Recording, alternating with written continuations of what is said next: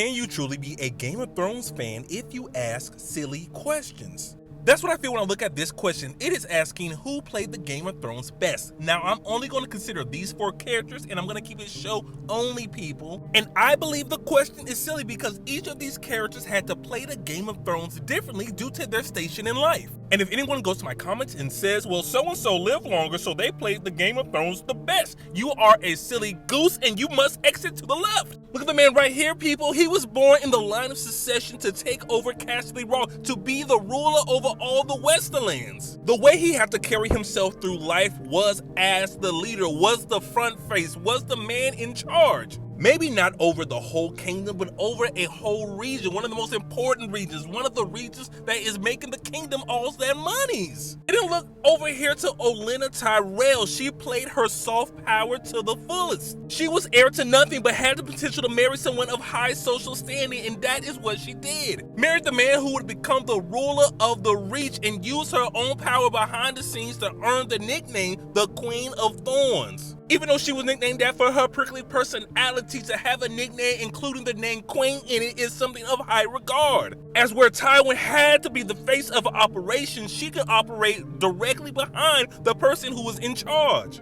Then you have Littlefinger, a lesser lord but not a lesser man. The man got a formal education. He got to train under some of the greatest knights of the realm and became probably one of the best financial minds in Westeros. So he never had to start from the bottom. As long as he was bringing money in, no one had a problem with him. He can vibe, he can chill, but never having to be considered too lowborn. He was low, but he wasn't, low. Maybe compared to some of the high lords and ladies of Westeros, but he wasn't down there with the small folk. Then we got Varys, a true started from the bottom, the very bottom. Even though I do believe he may be a secret Blackfire, that is for another day. He rose up all the way to the top over in Essos, came over to Westeros, and then he became part of the Mad King's small council and survived many of kings. But where Tywin Lannister has to be forefront, this man can play in the shadows. He's a background character. You never know what he's truly doing. So I don't believe anyone played the Game of Thrones better than the other person. They all had to play it differently. But what do y'all think? Did I go off the rails, or is there truly someone who truly played the game the bestest?